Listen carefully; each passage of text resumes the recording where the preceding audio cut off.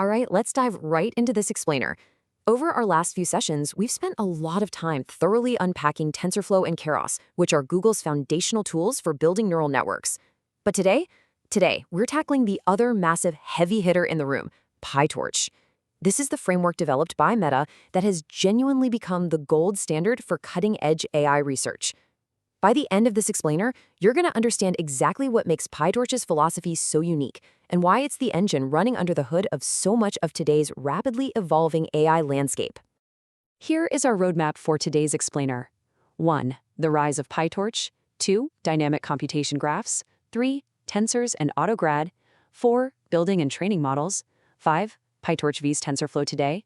And finally, 6. Dominating modern AI research.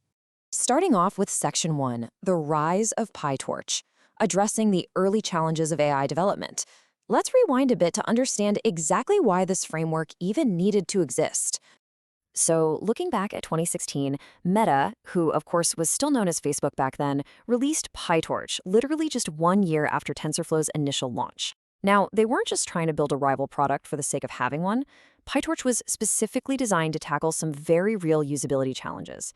At the time, researchers were finding TensorFlow's architecture to be incredibly rigid and a bit of a headache to work with for experimental stuff. Section 2, Dynamic Computation Graphs, the foundational technical difference.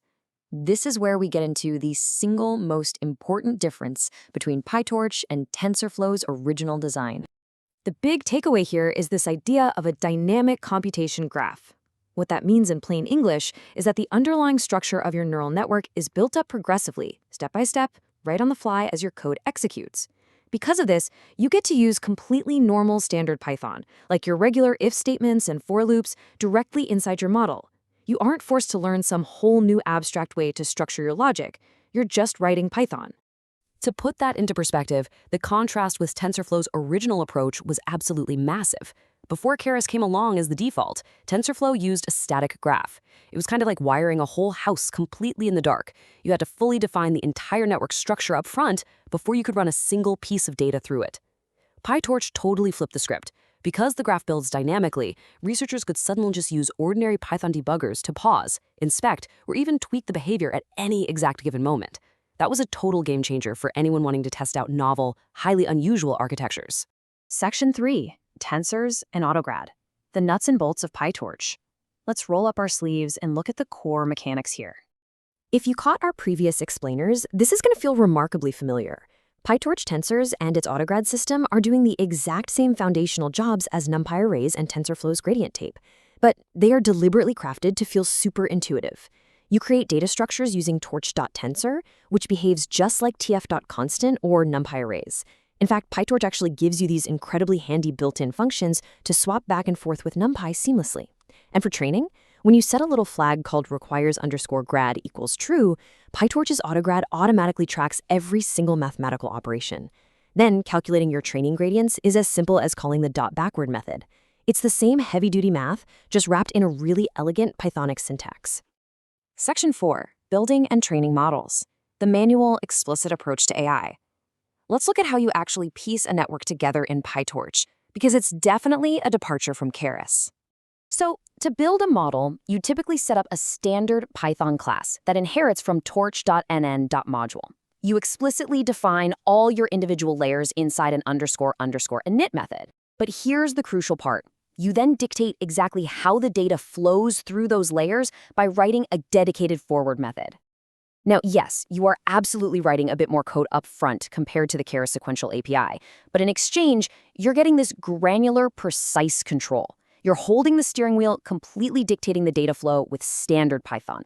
And that hands-on approach, it extends right into the training loop. There's no magic one-liner like Keras's model.fit here. PyTorch expects you to manually handle the steps for every batch. You personally run the data through the forward pass, you calculate the loss, you call .backward to compute the gradients, and you explicitly update your model weights with an optimizer. It is more code for sure, but it gives you 100% visibility over precisely every single step of the training process. Now, I know what you might be thinking. Why on earth would I actively volunteer to write more code when I could just use Keras? Well, let's look at a real-world scenario where this is basically mandatory. Imagine you're a machine learning researcher, and you're working on something truly groundbreaking, like analyzing complex proteins for disease research or building next-generation self-driving logic. You aren't just copy-pasting standard patterns, you're inventing an entirely new type of network architecture. Maybe it needs unusual logic where the data route actually changes depending on the network's internal state at that exact millisecond. If you try to force that into a rigid framework, you're going to hit a massive roadblock. That's exactly where PyTorch's dynamic nature and standard Python debugging become absolutely invaluable. Section 5. PyTorch versus TensorFlow today. Comparing the modern AI landscape. Let's have an honest conversation about how these two stack up right now. So, generally speaking, TensorFlow, especially when you're using Keras, is still a lot easier for beginners to pick up. Plus, it has a famously robust, mature ecosystem for deploying models into actual production environments. PyTorch, on the flip side, gives you that granular, explicit control we just talked about. Because it feels so native to Python, it has completely dominated the space of cutting-edge AI research and exploration. But here's a fascinating twist that really shows how the tech industry evolves.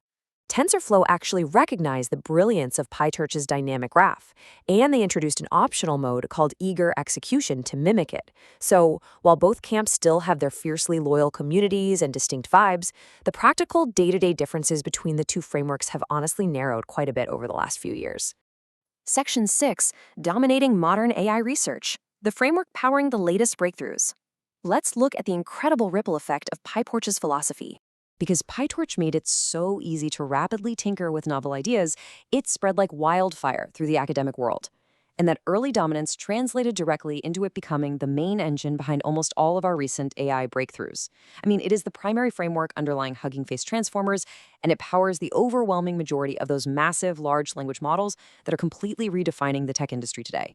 So what does this all mean for you? First off, if you're planning to dive into modern LLMs or the Hugging Face ecosystem, learning PyTorch is absolutely a smart bet. Secondly, even if you prefer high-level tools, take the time to master those manual training loops we talked about. Actually writing them out gives you incredibly deep insight into how these models learn.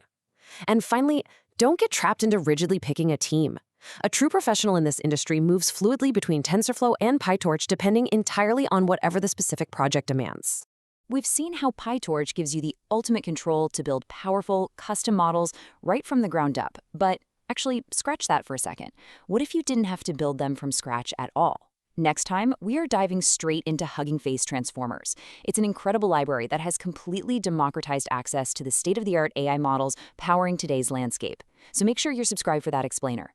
Seriously, how much faster could you innovate if the world's most advanced AI architectures were literally just one download away? Thanks so much for tuning in, and I will catch you in the next explainer.